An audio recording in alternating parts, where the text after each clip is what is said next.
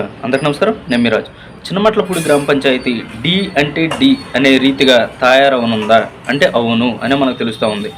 ఇప్పుడు రాజకీయ పరంగా బ్యాక్గ్రౌండ్ ఉన్న ఫ్యామిలీ కావచ్చు, లేకపోతే ఆర్థికంగా బలంగా ఉన్న ఫ్యామిలీ కావచ్చు, కొంతమంది చిన్నమట్లపూడి గ్రామ పంచాయతీకి సంబంధించి నాయకులు ఎవరైతే ఉన్నారో వారందరూ కూడా ఒక కొత్త అభ్యర్థిని నిలబెట్టబోతున్నారా అంటే అవును అని మనకు తెలుస్తూ ఉంది. ఒక 2-3 నెలలు లేట్ అవ్వచ్చేమో, కానీ ఆ అభ్యర్థి కూడా ఈ నాయకులు అడిగినప్పుడు సానుకూలంగా స్పందించినట్టు తెలుస్తుంది. అంటే ఇప్పుడు ప్రజెంట్ ఎవరైతే ఉన్నారో చిన్నమట్లపూడి పంచాయతీకి సంబంధించి వారే కాకుండా కొత్త అభ్యర్థి తెరపైకి రానున్నారు.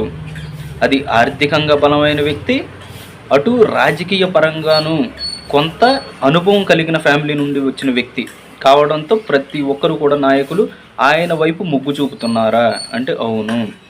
ఇప్పుడు ఈ పంచాయతీ ఎలక్షన్లు ఒక 2 సంవత్సరాల్లో జరగబోయే పంచాయతీ ఎలక్షన్లు ఏవైతే ఉన్నాయో వాటికి సంబంధించి ఇప్పటి నుంచే గ్రౌండ్ వర్క్ అయితే ఈయన ప్రిపేర్ చేసే పనిలో ఉన్నారు.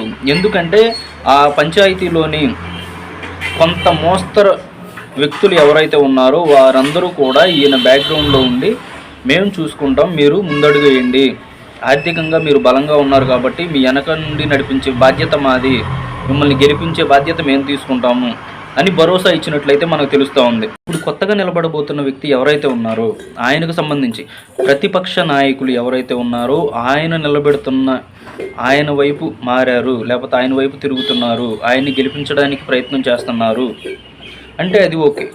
కానీ అధికార పక్షంలో ఉన్నటువంటి నాయకులు కొంతమంది ఆయన్ని కలవబోతున్నారు, కొంతమంది కలిశారు, ఆల్రెడీ మాట్లాడారు. మీ వెనక అధికార పక్షంలో ఉన్న మేము కూడా ఉంటున్నాము, మా ఊరు నుంచి 100% మీకు భరోసా ఉండే విధంగా మేము కొన్ని చర్యలు తీసుకోబోతున్నాము, దానికి 100% మేమైతే కట్టుబడి ఉన్నాము అని ఆయనకి హామీలు ఇవ్వడం కూడా జరుగుతూ ఉంది అని కొన్ని ఊహాగానాలు అయితే వస్తున్నాయి. ఇది ఎంతవరకు నిజము అనేది ఒక 3-4 మంత్స్లో క్లారిటీ వచ్చే అవకాశం అయితే ఉంది. మరిన్ని వివరాలు త్వరలో మీకు వెల్లడించే ప్రయత్నం అయితే చేస్తాను. Thank you.